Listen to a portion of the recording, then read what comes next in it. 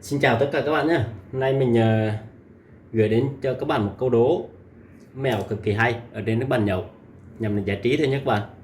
Đó là cái hộp quẹt nè, mình trồng cái chai bia lên hộp quẹt đó, và đố các bạn lấy được cái hộp quẹt ra mà cái chai bia nó không đổ.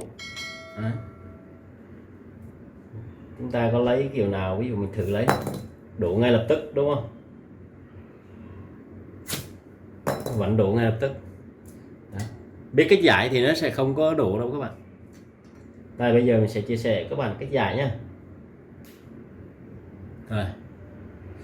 Để lấy ra được á, thì chúng ta phải lấy thật nhanh, còn mà lấy chậm á, là chắc chắn nó đổ. Để mà do đó muốn có tốc độ nhanh thì chúng ta phải dùng cái tay này, chúng ta búng búng ra là nó nhanh nhất.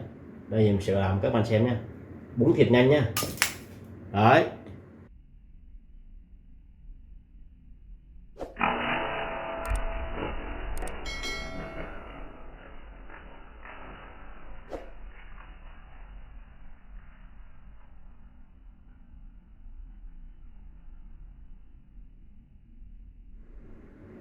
Đấy, như vậy là thành công nha các bạn.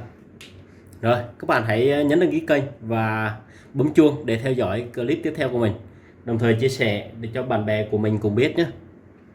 Đó, hẹn gặp lại các bạn ở video tiếp theo nhé.